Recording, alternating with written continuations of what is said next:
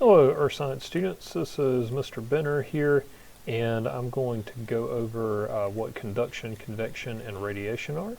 So we'll start off with saying that all of those are methods of heat transfer, and heat is energy that's transferred from an area that's hot to an area that's cold, or in other words, from an area that has high temperature to an area that has a lower temperature.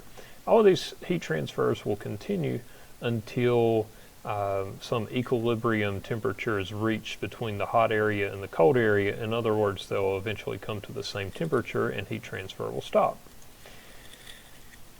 All right, so the specific heat is a way to measure how much energy a substance can absorb before its temperature changes by a degree Celsius. Or maybe another way to say that is how much energy is necessary to cause a change of 1 degree Celsius in temperature of a substance. So different substances have different specific heats, and I gave you a few examples here. So sand, water, iron, asphalt, and wood.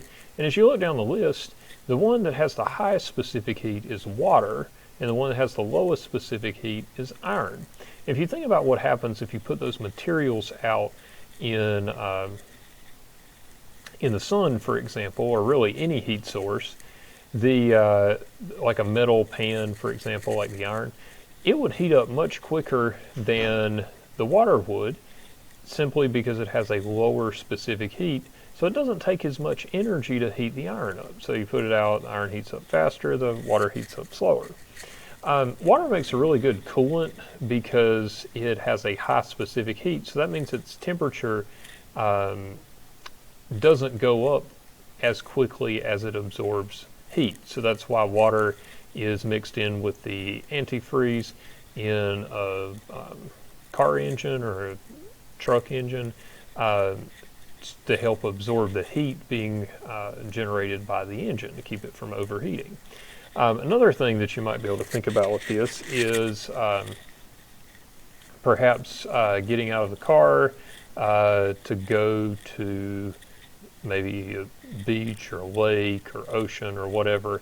And you can just kind of think about how as you park the car and you step out, the asphalt is hot, the sand is hot, maybe even sometimes sand is hotter than the asphalt, sometimes not because it's a lighter color, and that also contributes to absorbing heat. But then you finally get to the water, and the water is much cooler than either substance, and that is in large part due to the specific heat of the water being higher than the specific heat of the other things that you walked on. And even if you maybe went across a boardwalk or something, you might have noticed that the wood wasn't quite as hot as the sand or the asphalt around it. All right, so let's go on and look at a couple of examples here. So of those three heat transfer methods, conduction, convection, and radiation, we can see them in different ways with some of the items here. So with our boiling pot of water, you can see that there's conduction where the flame is touching the bottom of the pot, and the heat is being transferred from the flame to the glass and then to the water by just the fact that those molecules are touching each other. There's also convection going on in the water because that hot water down at the bottom rises, and even the bubbles from where some of that water boils, those rise, and you can see that the circulation is going such that in the middle it's going up, and then around the outside edges it's kind of going back down and around and recycling, so that all of the water in there is getting churned around by that boiling action. You might have seen that in a pot of soup or something. Maybe it's boiling water for some spaghetti or noodles at your house or something. All right, radiation is transferred without touching, so you can see it's energy transferred without touching. So you can see these heat lamps. They're heating up the food, but there's not actually direct contact between the food and the lights. So I'll go into more detail about a few of those things. All right, so conduction is heat transfer between objects that are touching each other, and then conductors are materials that are good at transferring heat. They're highly conductive or poor insulators. So metals typically fit that description. You may have noticed that if you have a metal spoon that's in a pot of hot water, you touch the edge of the spoon and it's hot because that metal conducts the heat out of the water and to the end of the spoon.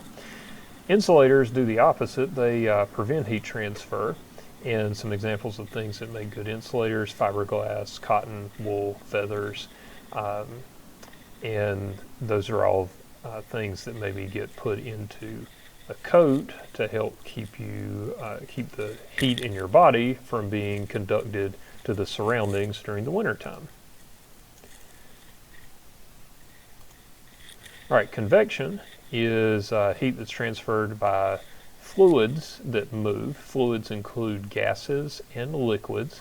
So gas or a liquid, when it gets hot, it expands, and that makes it less dense. So that heated fluid will rise, and then elsewhere, cooler fluid, gas or liquid, will follow to take its place.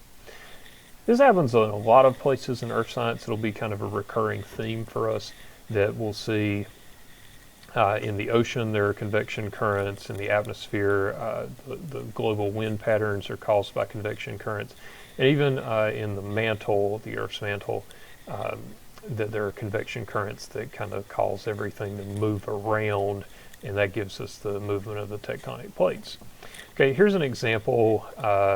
Pretend we have a heater in the room, and that air nearby the heater maybe is heated by conduction, because the air is touching the heater, but then as the air gets expands because of being heated, it becomes less dense and rises, just like a hot air balloon does. Then that air is going to go up and maybe fill in the top of the room, and then the colder, more dense air is going to fall down. And you may have been able to notice convection if you've ever maybe climbed in a tall building, or maybe just climbed up on a ladder, or stepped up on top of some furniture in your house, and you notice, hey, it's kind of warm up here near the ceiling, and it's cooler down here on the ground. Or if you open the bathroom door and you feel the cool air come in and wash across your feet, while the steam and everything is thinking, after you've taken a bath or something, the steam is going to go out the top, and the top of the doorway anyways. Okay, and the last one here, electromagnetic radiation, or so that's heat transfer by electromagnetic waves, and that includes the entire electromagnetic spectrum, all the way from radio, microwaves, infrared, visible, ultraviolet, X-rays, and gamma rays. So radiation, we can see visible light. We can't see the others, but some of those do travel through matter. For example, if you can see through glass, so obviously the visible light is having to travel through the glass. But electromagnetic waves are kind of special because they can travel through empty spaces as well. So that's like how energy gets here from the sun. That's probably